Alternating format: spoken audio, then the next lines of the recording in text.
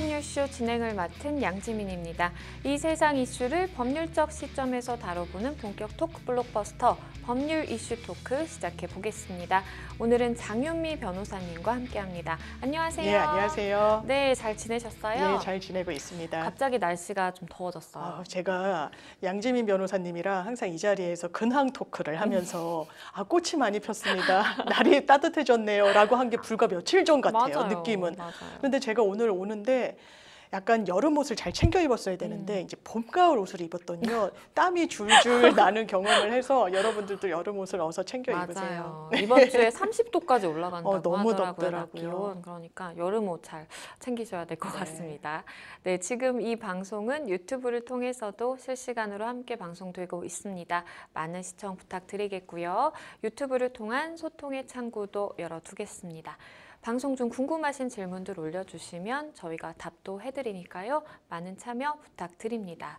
그럼 법률 이슈 토크에서 만나볼 주제 함께 만나보시죠.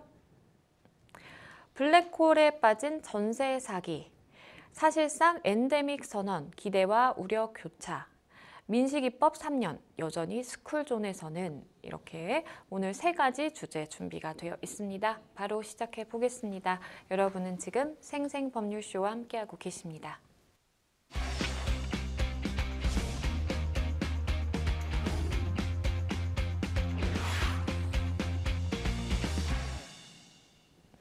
네, 법률 이슈 토크 첫 번째 주제로 가보겠습니다. 첫 번째 주제는요. 블랙홀 빠진 전세 사기입니다. 최근 서울 양천구에서 30대 전세 사기 피해자가 숨진 채 발견되면서 올해에만 4명의 전세 사기 피해자가 숨을 거두는 안타까운 일이 벌어지고 있습니다. 그렇습니다. 이게 전국적으로 아마 뇌관이 될 거다 이런 분석이 많이 나오고요. 처음에 시작됐던 건 서울 강서구 일대, 그리고 그 이후에는 수도권 일대, 특히 인천 미추홀구의 피해가 일파만파 커지고 있는데 공통점이 있습니다. 신축 빌라라는 점이 있어요. 신축 빌라는 일단 수도권의 아파트나 서울의 빌라 아파트에 살기 어려운 2030 학생들이나 아니면 신혼 부부들 그리고 이제 막 사회에 첫 발을 내디딘 청년층들이 선호하는 곳입니다. 네. 왜냐하면 가격은 비교적 저렴하고 신축이기 때문에 상당히 컨디션이 깨끗한 그렇죠. 거예요. 많이 풀 옵션이다 해가지고 많은 자재들이 들어가 있기도 하고요. 그런데 한 가지 함정이랄까요? 이런 부분은 시세 조회가 어렵다는 거예요. 그렇죠. 빌라는 기본적으로 공식적인 시세 조회가 제대로 측정되지가 않고 신축은 더더군다나 그렇습니다. 그래서 기본적으로 이런 사기 일당들의 패턴을 보면 아주 대대적으로 사기를 친 일당들 같은 경우에는 공인중개사 같이 가담하고요. 감정평가사까지 가담하는 경우가 있습니다. 감정평가사는 왜 가담을 하냐? 이 불법에 얼마짜리 집인지 사실 대략적으로 나와요. 들어간 건축비가 있을 거고 시세 같은 게 그렇겠죠. 주변 조회가 있는데 이걸 부풀리는 겁니다. 같이 모의를 하는 거죠. 그러면 그 말을 믿는 거예요. 그러면 사실은 1억짜리 집이라고 하면 되는데 3억이다. 3억인데 우리가 싸게 2억에 내놓겠다. 그러면 앞에 저당이 잡혀 있더라도 나중에 그렇죠. 들어오는 임차인들이 저당금 만약에 경매 넘어간다고 하더라도 이거 빼고 내 보증금은 건지겠구나라고 안심을 시켰던 건데 이게 사실은 거짓에서 출발을 했기 때문에 피해 보전이 되지 않고 네 분이 지금 양 변호사님 말씀 주신 대로 돌아가셨는데 대부분은 극단적 선택을 하신 분도 있고 지금은 극단적 선택은 아니지만 뭔가 이 요인이 없었다면 청년이 이렇게 허망하게 사망했을까라는 안타까움을 주고 있는 부분이 있어서 더 이상 이런 피해로 인한 죽음 어떤 행렬이랄까요? 이런 부분은 정말 좀 그쳤으면 하는 바람입니다.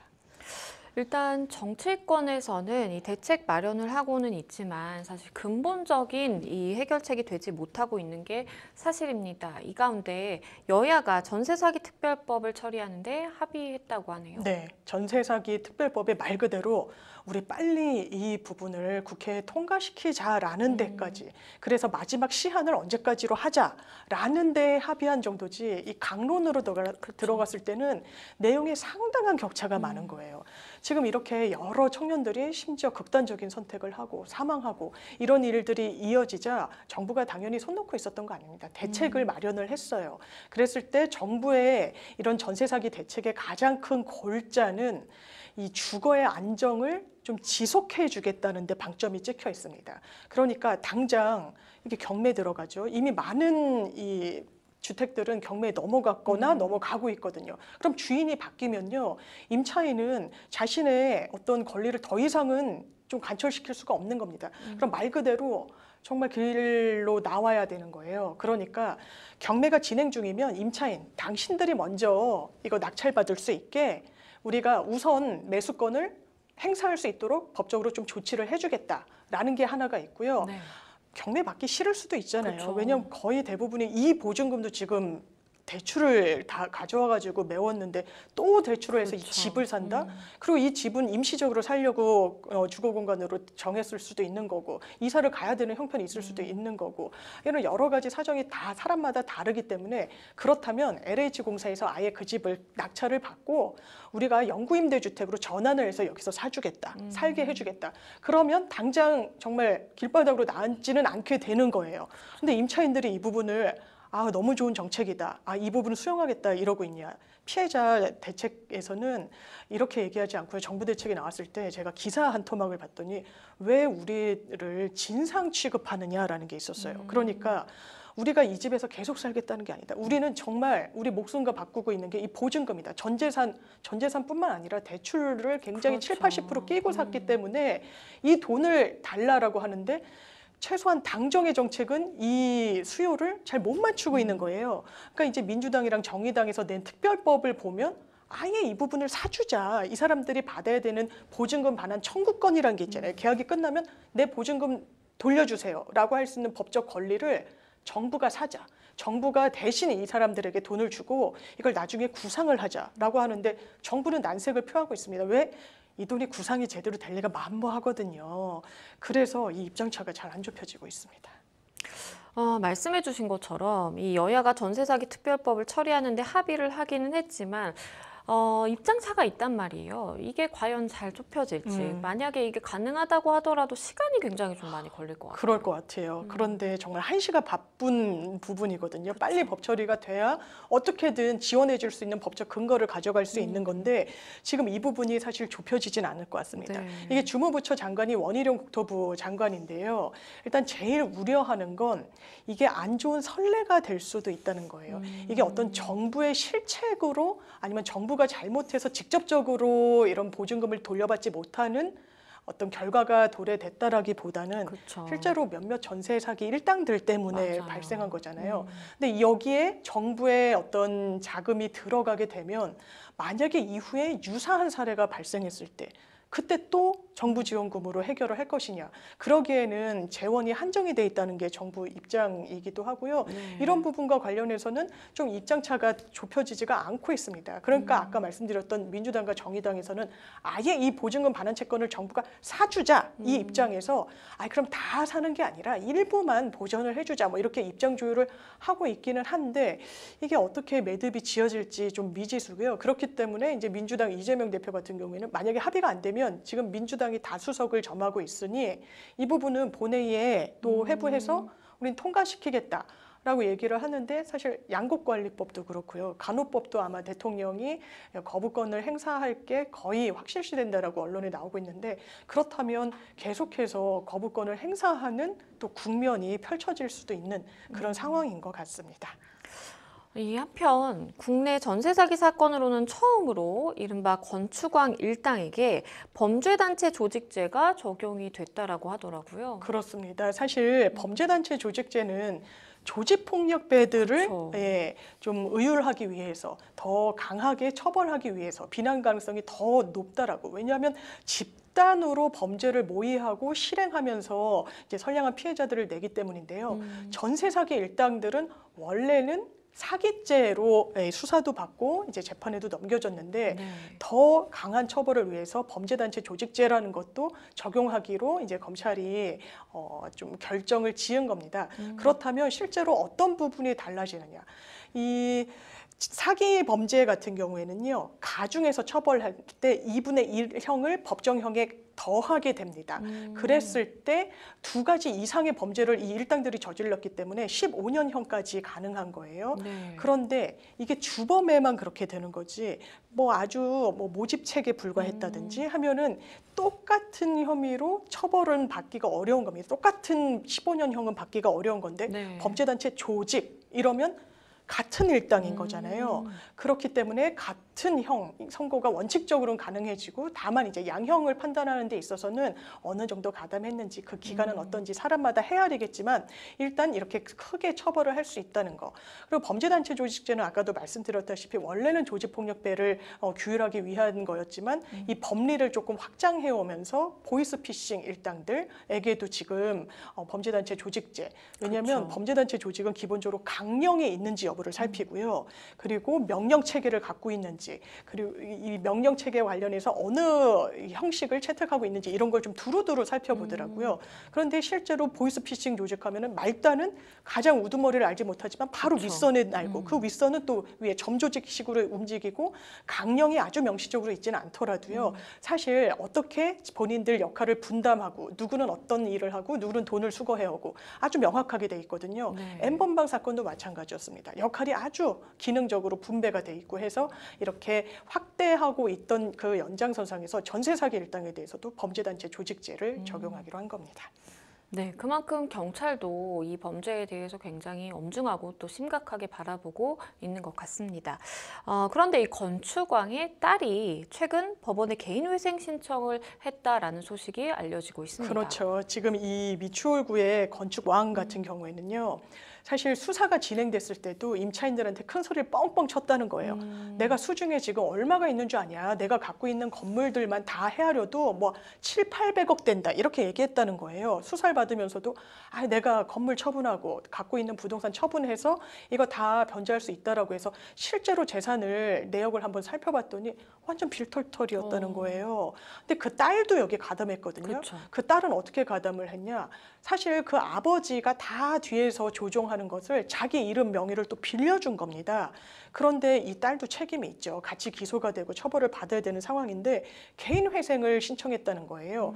개인 회생이란 건 이제 파산과 회생이 있는데 파산은 그 당시 시점으로 빚잔치를 하고 이 채권자들에게 빚을 갚고 끝내는 절차라고 보시면 되고 회생은 계획안을 내서 한 3년 거치로 어떻게든 돈을 월 얼마씩 갚아나가겠다라고 하는 거예요. 근데 채권자들 입장에선 내가 받아야 되는 원금의 이자 다 받지 못합니다. 그렇죠. 탕감이 돼서 그거를 또 오랜 기간을 유예시켜주면서 받는 것이기 때문에 일단 금전적으로는 보증금을 자기 이름으로 갖고 있던 걸 내질 못하는 거죠. 채무는 어마어마하게 쌓이니까 개인회생 신청을 했는데 일단 빚을 받아야 되는 임차인들 입장에서는 괘씸하다고 할 수 있지만 개인회생 역시 법이 보장하고 있는 절차다 보니까 그 경과를 한번 지켜봐야 되는 상황이 됐습니다. 말씀해 주신 것처럼 사실 만약에 개인회생 신청이 이제 받아들여지게 돼서 회생 절차가 개시가 되면 그럼 피해자들의 입장에서는 굉장히 좀 부당하다고 많이 느낄 것 같아요. 그렇죠. 일단 회생에 딱 돌입을 하게 되면 포괄적 금지 명령이란 걸 내립니다. 이 여기서의 말하는 포괄적 금지라 함은 채권자들이 채권 행사를 하기 위해서 하는 여러 절차들, 가압류, 경매, 압류, 집행 다 일시 중단하라는 거예요. 왜 그러면 회생으로 들어갔을 때는 채권자들이 여러 명이 있습니다. 누가 먼저 권리 행사를 했다라고 해서 그 일부 돈을 다 가져가 버리면 나머지 채권자들은 전혀 돈을 못 돌려받는 거예요. 그러니까 중단해라. 지금 딱 재산을 동결해서 이 돈으로 채권자들에게 다 안분해가지고 돈을 갚아라라고 하는 거기 때문에 일단 임차인들 입장에선 뭐 장단점이 있을 수 있는데 이를테면 장점이라고 하는 건 일단 경매 같은 것도 다 중단이 되기 때문에 자기 그 집에는 살 수는 있는 거예요. 일단 그렇지만 본인도 채권자 입장에서 권리 행사를 어떤 그 전세 기간이 끝났는데 돌려받아서 빨리 다른 곳에 이사 갈 계획도 세우고 있었는데 그렇죠. 그 돈은 돌려받지 못하는 또 애로점이 생기는 겁니다. 정말 전세 사기가 전국 곳곳에서 벌어지고 있는 상황인데요. 부동산 12채를 담보로 10억 원 상당의 전세 사기 범행을 저지른 일당이 또 경찰에 붙잡혔네요. 이걸 무갭 투자자라고 하더라고요. 그러니까 갭 투자는 또 많이 들여다보셨을 텐데요. 이 사람들이 하는 그 범행 수법은 일단 모집책을 통해 가지고 사람들을 모아온다는 겁니다. 그리고 사실상 한 2억짜리 보증금의 집이면은 한 3억 이렇게 올려서는 이 임차인들에게 거의 90% 이상으로 임차인들이 내는 임대차 보증금으로 이 빌라를 사실 사는 거예요. 그러면 자기 돈은 하나도 되지 않죠. 그러면 자기 명의로 갖고 있게 되면은 나중에 돈 돌려줘야 될 때 문제가 생길 수 있는 겁니다. 이거 돌려줄 돈이 후속 임차인이 안 들어오거나 할 수가 없거든요. 그럼 바지 사장을 끼는 겁니다. 속칭 바지 사장을 대동해서 전혀 재력이 없는 사람을 중간에 끼고 자기들은 쏙 빠지는 거죠. 이걸 아주 여러 일당들이 너는 모집책을 해오고 나는 대출을 맡고 누구는 계약서를 쓰는 데 있어서 뭐 직접 임차인들을 접촉하고 이런 식으로 역할을 나눠가지고 했던 거예요. 이런 사람들이 무려 이 집을 임차인들 집으로 산 다음에요.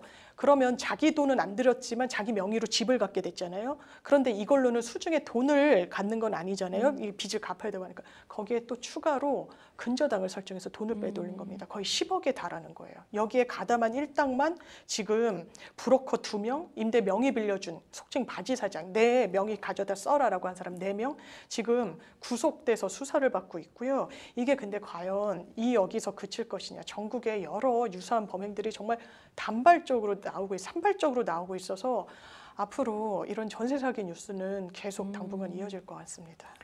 그러게요. 전세 사기 이제 시작이다라는 이야기도 참 많이 들려오던데요.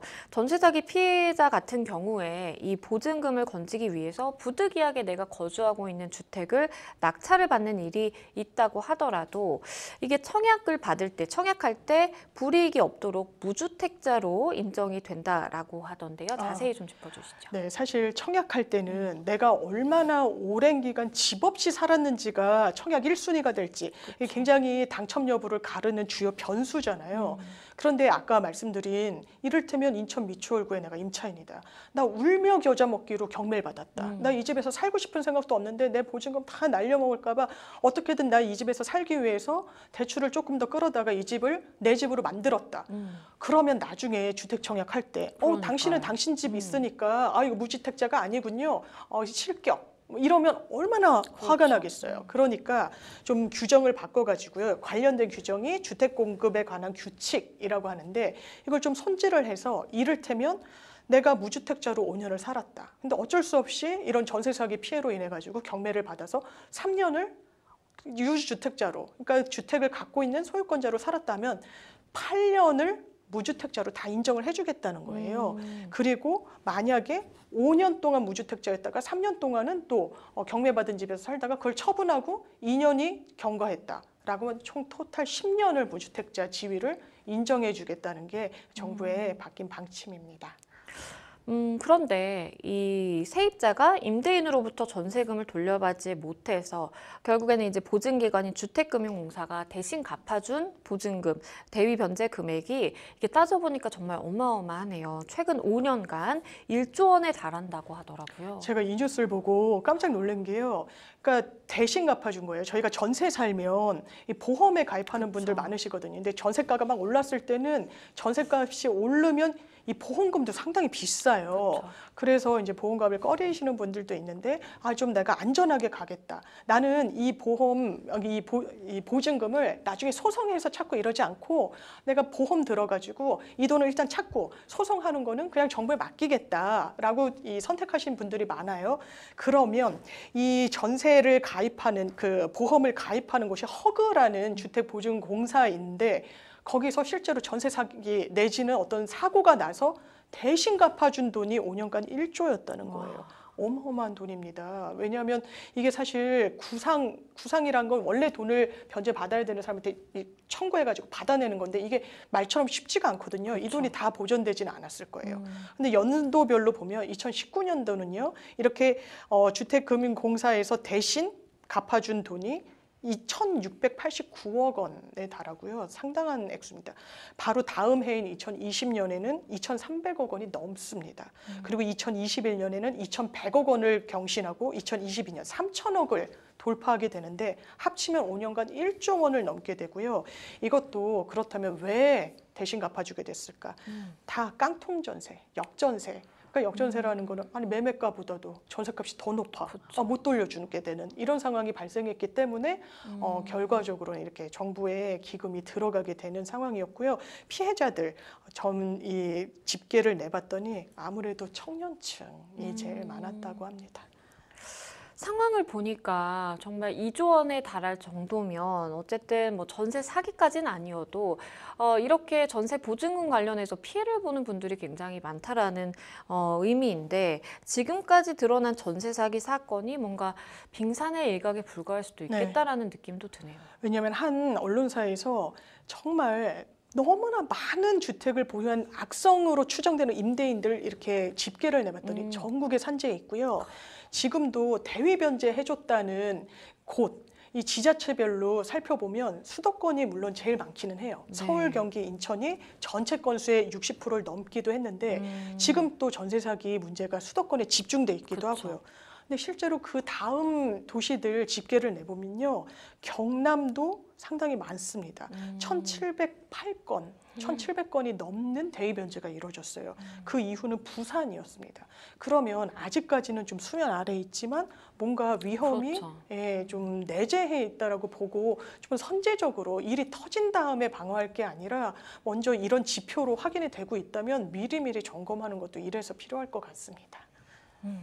전세 사기 피해자가 속출하고 또 극단적인 선택을 하는 피해자도 일부 생기게 되면서 전국 자치단체들이 이 피해자 지원 대책을 마련하느라 굉장히 좀 분주하게 움직이고 있는 모습입니다. 네, 경기도 같은 경우에는 좀 발빠르게 대응을 하고 있다 이렇게 평가가 나오고 있는데요. 네. 피해 규모가 일단 화성, 동탄에서 많이 발생하기도 했습니다. 그리고 경기도의 면적 자체가 넓어서 피해자들이 많이 있는데요. 네. 일단 피해자들이 협동조합 형태를 만들기로 했다는 거예요. 그래서 피해 주택을 아예 이 조합이 인수하는 방향 이렇게 강구하자 지자체에서는 법률 자문해주고 이자 차액 보전 등을 하면서 보전을 해주기로 했다라고 하고요. 또 이사를 가야 되는 상황에서는 경기도 차원에서 150만 원 이주비, 긴급 생계비 100만 원 지원해주는 좀 적극적인 조치를 했다라고도 합니다. 부산시 같은 경우에는요. 전세 사기 피해자 전담 지원팀 구성했고요. 법률 상담, 행정 지원하는 피해자 지원센터를 상설화해서 또 박수를 받고 있는 그런 상황이고요. 울산시 같은 경우에는 한국토지주택공사 LH공사랑 협약식을 체결하고 피해자 지원 전담팀 구성했고 요건을 충족하는 피해자들에게 최장 2년 시세의 30%로 거주할 수 있는 방안을 모색하기도 했습니다. 일단은 지자체에서도 굉장히 많은 노력을 기울이고 있기는 한데 정부가 정말 고심해야 되는 때인 것 같습니다. 글쎄요, 근본적인 이 대책 마련이 가능할까라는 생각도 드는데요. 우리가 어떤 점들을 좀 생각을 해볼 수 있을까요? 사실 임차인들 피해 대책위원회도 꾸려졌고 거기서 제일 원하는 방식은 이 집에서 계속 살고 싶다가 아니라 어떻게든 내 보증금 안전하게 되찾고 싶다는 겁니다. 거의 70% 이상의 비율로 나는 임대차 보증금을 정부가 좀 사줬으면 좋겠다라는 입장 내놓고 있다라고 언론에 나오더라고요. 이 말인즉슨 어떻게든 이 전세라는 제도가 한국의 좀 특수한 제도이기도 하고 워낙에 목돈, 더더군다나 청년층한테는 전재산도 아니에요. 예, 전재산인데 빚을 떠안은 전재산이기 때문에 너무 부담이 되는 겁니다. 이자가 지금 전 세계적으로 이윤이 높아지고 있는데 금리가 상승하고 있는데 그 후폭풍이 곧 미칠 수도 있거든요. 이런 상황에서 사실 감당이 안 되는 거예요. 사회에 첫 발을 띈 청년층에게 이런 사기를 치는 일당도 정말 문제라서 법리적으로는 범죄단체 조직이든 어떤 것이든 가중해서 처벌해야 되겠지만 정부는 처벌도 중요하겠지만 이걸 어떻게 마무리를 할지 한정된 재원이 있긴 하지만 어떻게든 더 이상 피해자가 나오지 않도록 좀 원하는 방향으로 그 방향의 좀 중간점을 잘 모색했으면 좋겠다는 생각입니다. 네, 첫 번째 법률 이슈 토크, 이 전세 사기 관련된 이야기 나눠봤습니다. 여러분은 지금 생생법률쇼와 함께하고 계십니다.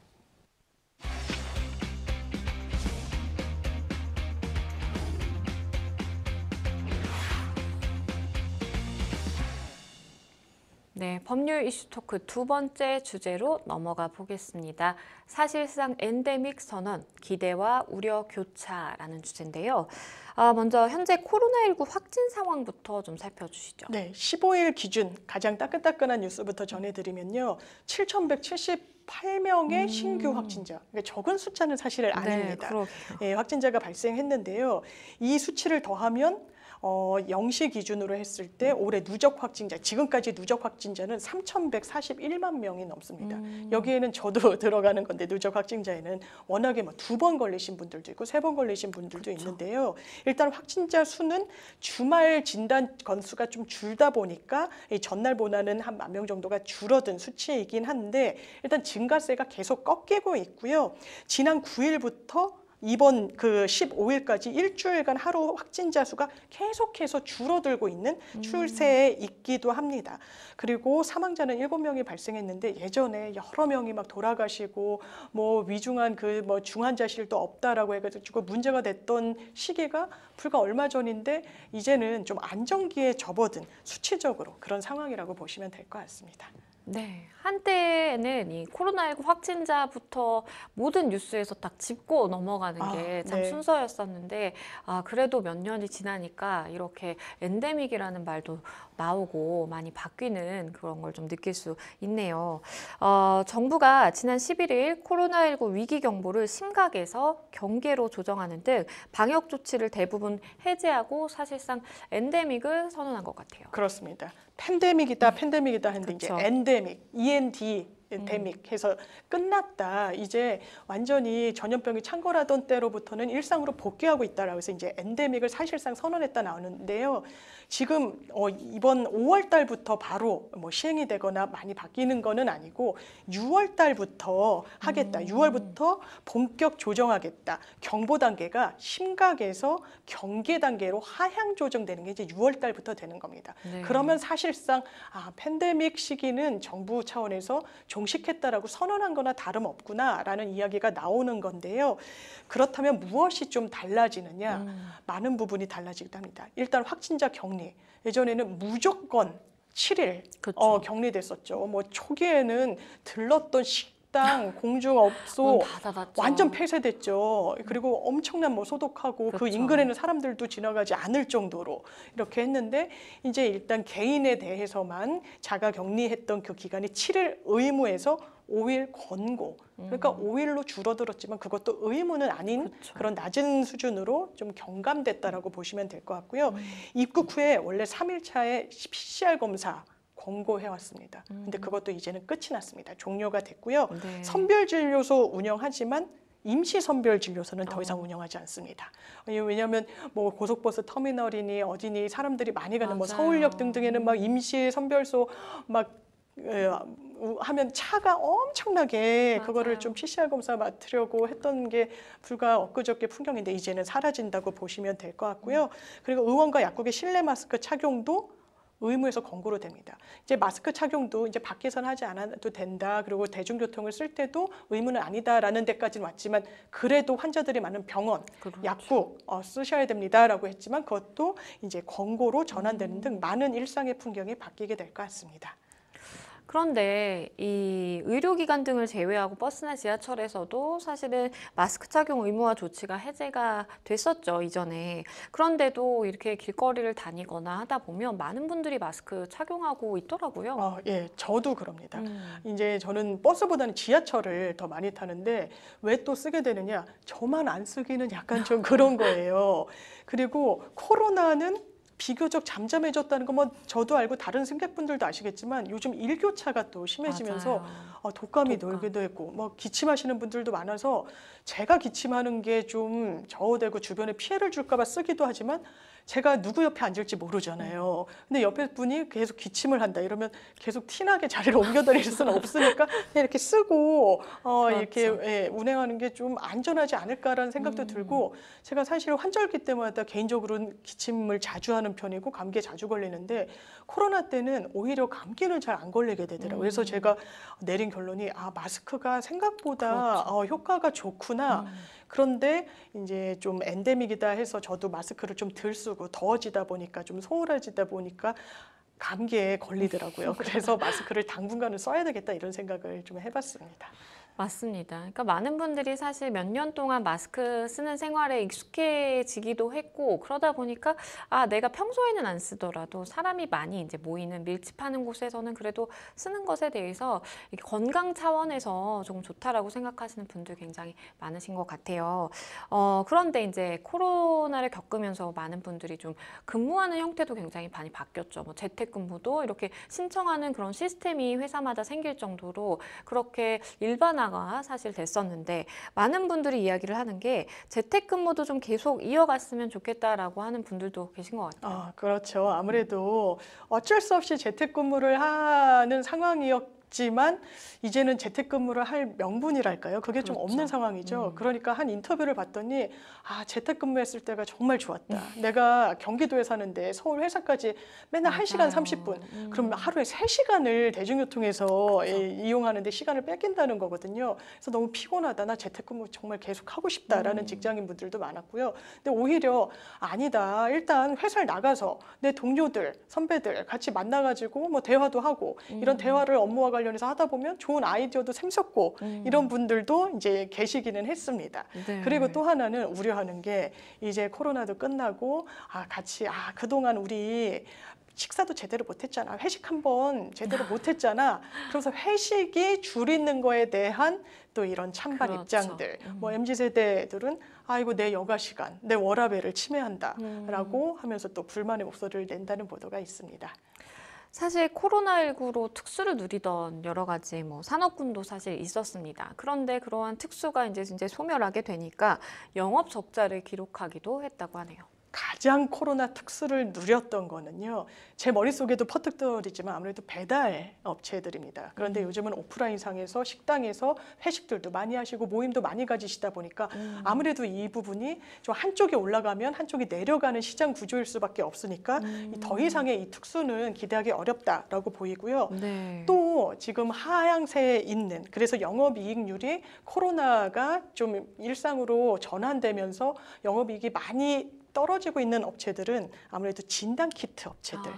더 이상은 이제 많이는 그러니까 지금도 쓰시는 분들 많으시겠지만 예전만 하진 않다 보니까요. 그리고 어디를 가려면 그리고 뭐 유치원에 좀 잠깐 있다가 다시 가려면 실제로 검출되지 않았는지 나왔는지 이 부분을 또 보여드리기도 했고 하는데 지금은 그런 요구를 받지는 않거든요. 그래서 진단키트 업체들 또 하나는 집에 있는 시간이 많다 보니까 게임 업체들이 엄청 성황이었던 겁니다. 맞아요. 근데 이제 밖에서 뭐 운동도 하고 모임도 하는 시간이 이제 늘어나다 보니까 게임 업체도 조금 타격을 받게 됐고요.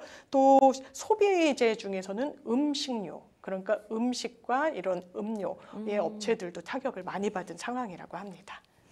그만큼 이 코로나가 우리 삶에 생활에 영향을 미쳤던 게 굉장히 좀 컸던 것 같아요.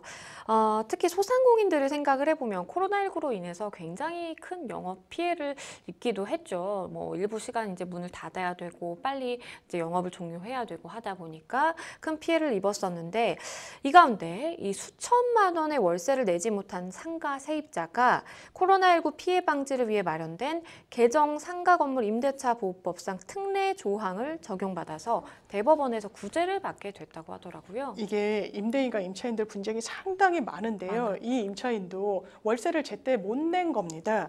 그랬는데 왜 월세를 제때 못 냈음에도 불구하고 당장 그 부동산을 인도하지 않아도 된다라는 소송에서 오히려 임차인이 승소를 했냐면요. 네. 일단 상가 건물을 임차한 분이었는데요. 월세를 내지 못하니까 집주인이 더 이상은 우리가 기다려줄 수 없다. 계약에 따라서 나가시라라고 한 겁니다. 그리고 법원의 조정으로 일단 마무리도 됐어요. 네. 왜냐하면 여기에서 조정 조서에 이렇게 남겼습니다. 월세, 관리비, 연체이익이 앞으로 3개월분에 달하면 그때 제가 군말 않고 나갈게요. 라고 한 겁니다. 그런 조서까지 남겼고 조서는 판결문이랑 동일한 효력이 있다 보니까 여기에 근거해가지고 집주인도 추가로 3개월을 못 내니까 다시 법적으로 문제를 삼았던 건데요. 나 못 나갑니다. 지금 이 조서에 기해 가지고 제가 당장 나갈 수는 없어요. 왜냐하면 상가 임대차법이 바뀌었잖아요. 라고 임차인이 얘기를 한 겁니다. 그 바뀌었다는 상가 임대차법은요. 10조의 9항에 있는데요. 임대차 계약 관계에서 2020년 9월 29일 엄청 코로나가 강하게 성행했던 때죠. 6개월간 발생한 연체액을 계약 해지의 근거로는 삼지 못하도록 한시 규정을 갖고 있었던 겁니다. 이 기간에 해당했기 때문에 이런 조정 요소가 있음에도 불구하고 당장의 강제 집행은 면할 수 있도록 한다라는 게 법원의 최종 결정이었습니다. 그런데 한편 이 국내에 엠폭스 감염 환자가 발생한 지 10개월 만에 이 광주에서도 첫 확진자가 발생했다고 하네요. 맞습니다. 일단 광주에서는 첫 환자가 나온 것이고요. 최초 증상일은 5월에 드러나긴 했지만 4월 30일부터 이 증세가 나타났다라고 하고요.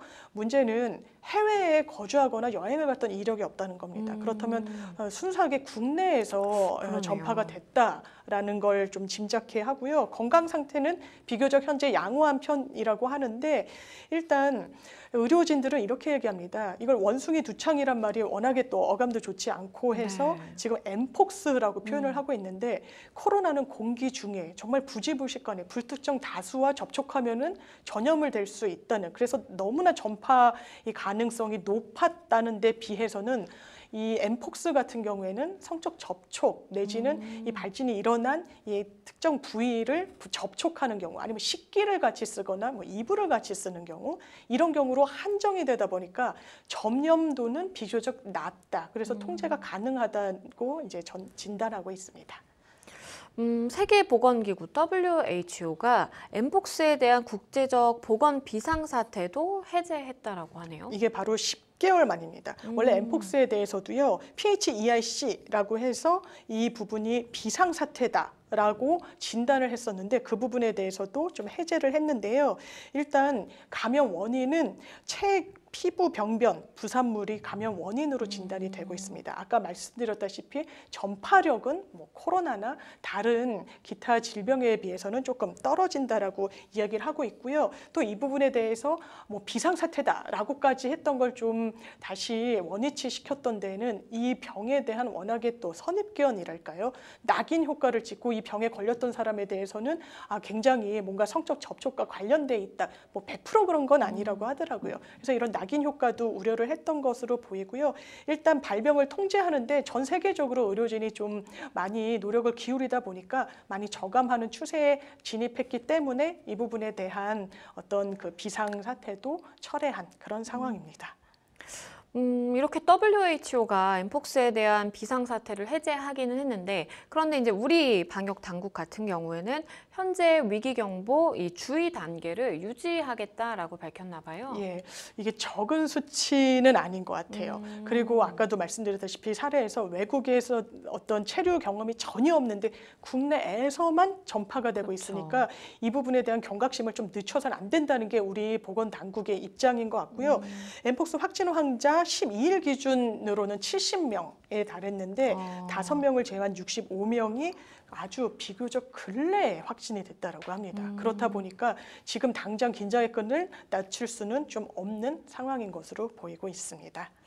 사실 코로나19 시대 이전에는 이러한 감염병이라든지 뭐가 유행이라더라라고 하는 거에 대해서 크게 이제 이렇게 주의를 기울이지도 않았고 그리고 좀 나와는 무관한 얘기라고 느꼈던 게 컸던 것 같아요. 그런데 코로나19를 이제 맞아요. 거치면서 이제 정말 이렇게 전염병이 조금씩 터진다라고 하다가 이렇게 확 퍼질 수도 있는 상황을 좀 보다 보니까 직접 더 이렇게 신경이 쓰이는 거는 어쩔 수 없는 일인 것 같아요. 일단은 우리가 코로나19 때 참 많은 일이 있었지만 마스크도 못 구해서 마스크 대란도 있었고 그리고 카페 같은 경우에 이제 같이 이렇게 문을 일찍 닫고 식당에 가서도 같이 모여 앉지 못하는 그런 일들도 굉장히 많았죠.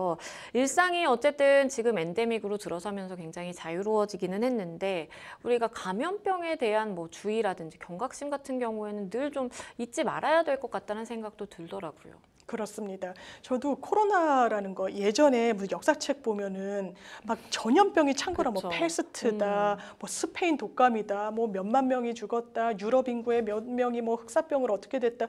이게 역사에서만 존재하는 줄 알았는데 그러게요. 이게 내 일상이 되고 정말 주변에서도 많은 고통을 받고 이런 걸 보니까 항상 주의해야 되겠구나 이런 생각이 들고 한창 코로나가 막 엄청 심했을 때 한 뉴스에서 우리가 원래는 일상을 어떻게 향유 참여했는지 보시죠 하면서 그냥 사람들이 마스크 없이 뭐 등산하고 어. 수영장에서 이제 뭐 헬기 같은 걸로 촬영을 하면 아이들이 막 손을 흔들잖아요. 그런 영상을 보니까 눈물이 핑 돌더라고요. 아, 이럴 때가 있었는데 맞아요. 근데 그때는 마스크를 벗은 날이 올 거라고도 생각하기가 좀 어려웠었거든요. 언제 끝날지도 사실 가늠이 안 되는 상황인데 또 이렇게 여러 사람들이 노력을 하면 또 특히나 한국 뭐 K-방역이다라고 해가지고 굉장히 이 전염률을 통제를 많이 했다. 잘 극복했다. 해외에서도 뭐 사례를 배우러 올 정도였다고 하니까 많은 분들이 자부심을 가지셔도 될 것 같습니다. 네, 두 번째 법률 이슈 토크, 사실상 엔데믹 선언, 기대와 우려 교차라는 주제로 이야기 나눠봤습니다. 저희는 다음 주제로 넘어가 보겠습니다. 네, 법률 이슈 토크 세 번째 주제는요. 민식이법 3년, 여전히 스쿨존에서는 이렇게 정해봤습니다. 경기 수원시의 스쿨존 내에서 시내버스에 친 초등학생이 숨지는 굉장히 안타까운 사고가 발생했어요. 예, 이게 지난 10일에 있었던 사고고요. 네. 저도 이제 학부모 입장에서 이 뉴스 자체를 보는 게 너무 고통스럽더라고요. 그러니까 그 부모님의 마음은 정말 감히 헤아릴 수가 없는데 이 지난 10일 낮입니다. 아이 하교하는 길이었어요. 이 해당 영상을 보면요. 시내버스 운전자가 이게 오른쪽으로 꺾어지는데 사거리였습니다. 우회전 차선은 빨간불이 들어와 있었어요. 아이는 파란불에 제대로 건너고 있었습니다. 그런데 속도도 별로 줄이지도 않아요. 굉장히 좀 빠른 속도로 급하게 핸들을 꺾어서 오른쪽으로 가는데 아이가 건너고 있었던 거죠. 그게 바로 은결 군이었던 겁니다. 당시 이제 8살 조은결 군이었는데 정말 너무 안타까운 건 엄마가 하굣길에 하원을 시켜야 되니까 보고 있었다는 거예요, 아이를. 예. 근데 아이가 차에 치이는 상황을 봤고 아이는 그 상황에서 그냥 심정지가 왔는데 바로 병원에 옮겼지만 끝내 눈을 뜨지는 못했습니다.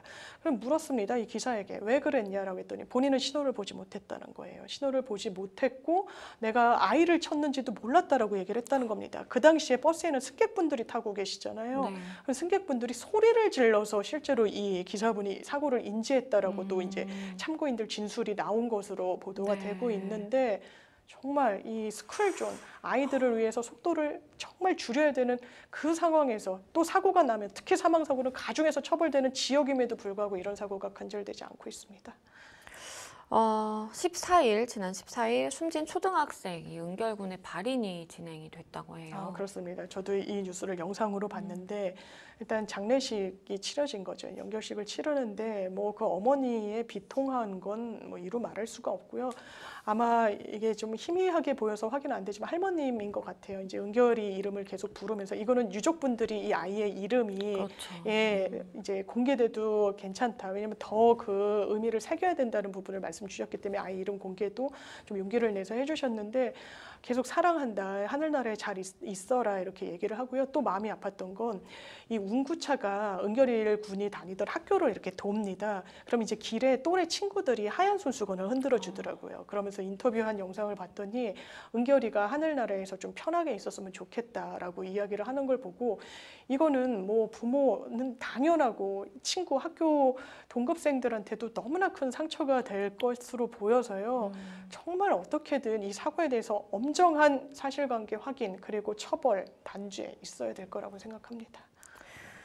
이 은결군 아버지가요, 스쿨존 제도 개선과 관련한 국회 국민동의 청원을 또 올리셨나 봐요. 그렇습니다. 무려 10,000명 이상이 바로 동의를 해줬는데요. 네. 일단 5가지를 요구하셨습니다. 교차로 회전 구간 그리고 횡단보도의 거리를 좀 넓히자. 그래서 아이들이 건널 때 좀 멀찌감치 차가 정지선을 지키도록 하자. 스쿨존 내 펜스, 안전장치 강화하자. 운전면허 관리법도 손을 보고 스쿨존 CCTV 관제 시스템도 다시 한번 점검을 해야 된다. 차량들에 대한 안전운전 계도, 교육은 당연히 선행돼야 된다라고 하는데 사실 스쿨존의 펜스 이 부분이 왜 설치가 안 되냐면 아무래도 예산 때문이라고 합니다. 그리고 상당히 비교적 저렴한 이런 펜스들은 차가 만약에 60km 뭐 이런 시속으로 달리게 되면은 무용지물이라고 하더라고요. 그렇다면 최소한 모든 도로, 모든 인도에 설치를 안 되더라도 스쿨존 지역에 있어서만큼은 설치를 해야, 안 그래도 뭐 인구가 줄고 있다, 아이를 낳지 않는다라고 하는데 낳은 아이조차 이렇게 사고로 허망하게 보낸다고 하면 이런 문제가 해결될 수 없을 것 같습니다. 이 스쿨존 신호 위반의 경우에는 처벌 수위라든지 그리고 스쿨존에서 사고를 발생시키게 되면 좀 어떻게 처벌받게 이 될까요? 민식이법이 사실 뭐 사망, 상해는 엄청 가중해서 처벌하겠다는 것이고요. 범칙금 자체도 상당히 많이 부과가 되고 인식이 상당히 많이 바뀌는데 일조한 건 민식이법이 좀 있는 것 같습니다. 네. 이번 사고 이후에도요, 제가 대단히 인상 깊었던 게 이렇게 우회전에 빨간불이 켜져 있어도 사람이 건너지 않으면 되게 차들이 그냥 건너가는, 왜냐 안 그러면 꼬리를 되게 물어야 되는 그렇죠. 그 제가 자주 다니는 길이 있거든요.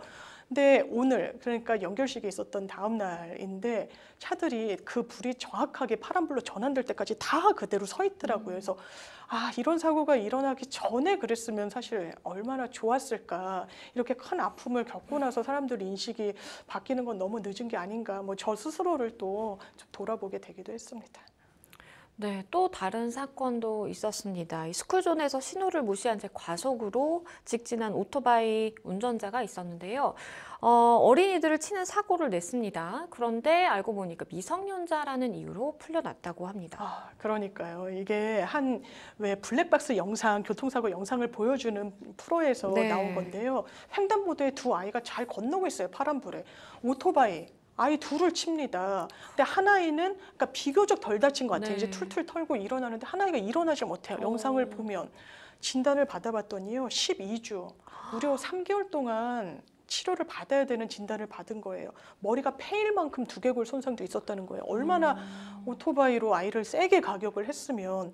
근데 교통사고는 또 후유증이 있잖아요. 그래서 이 한 아이 같은 경우에 갑자기 눈이 안 보여가지고 병원을 갔더니 일시적으로 교통사고 후유증으로 시신경이 조금 손상이 됐다라는 이야기를 들었다는 겁니다. 이 어린아이가 그런 걸 보고 부모님이 얼마나 마음이 미어지셨겠어요. 그런데 이 가해자, 오토바이 운전자, 미성년자였던 거예요. 그래서 별도로 처벌받지 않고 또 다른 일로 이게 나중에 수색해봤더니 찾아봤더니 소년원에 수감이 돼 있더란 말입니다. 그래서 아, 이거는 너무 제대로 보상은 받을 수 있을까부터 여러 가지로 좀 안타까운 교통사고가 나기도 했습니다.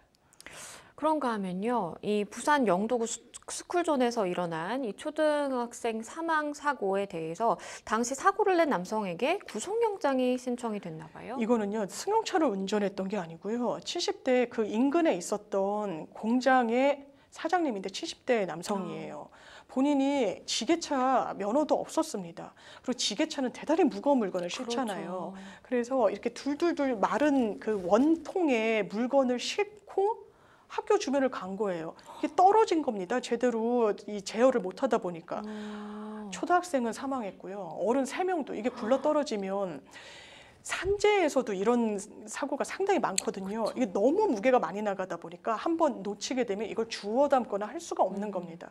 또 안타깝게도 이런 사고가 발생했기 때문에 아, 너무나 부주의한 어떤 어른들로 인해서 아이들이 이렇게 사고를 당하는구나, 피해를 입는구나 이런 생각이 들었습니다.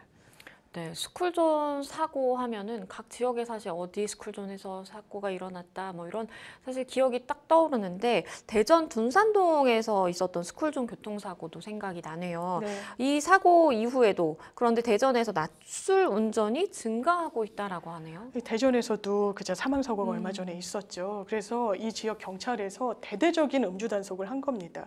그런데 보통은 음주 단속을 어디서 많이 하냐? 밤에 유흥가 딱 유입로에 이게 좀 음주 단속 차량을 세워놓고 하는데 네. 그건 너무 뻔하잖아요. 어떻게 보면요. 그래서 주간에 오히려 주 2회를 실시하고 야간에 주 1회를 실시했다는 거예요. 근데 주간에 했던 게 사실 허를 찔렀던 겁니다. 아, 낮에는 음주 측정하지 않겠지라고 생각을 했는데 오히려 주간에 적발된 건수가 상당히 많다는 거예요. 이렇게 주간에 야간 가리지 않고 적발을 해봤더니 지난해 같은 기간보다 20%나 적발 건수가 올랐다고 합니다. 이게 200건이 넘어요. 224건이 적발이 됐고요. 주간 단속 적발 건수 61건입니다. 이거 일주일로 하면은 거의 하루에 10건 정도가 적발됐다고 볼 수 있는데 문제는요. 이렇게 음주 적발을 해봤더니 젊은 사람들이 술 먹고 운전하는구나라고 저도 생각했거든요.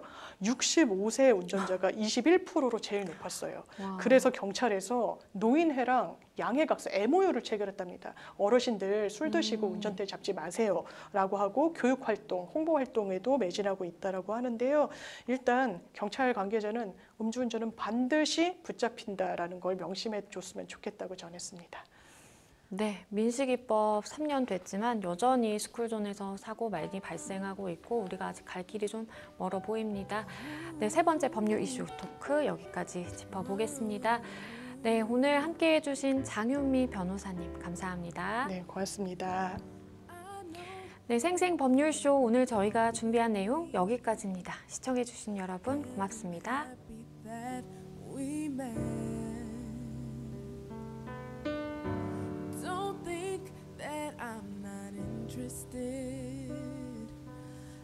I'm just playing hard to get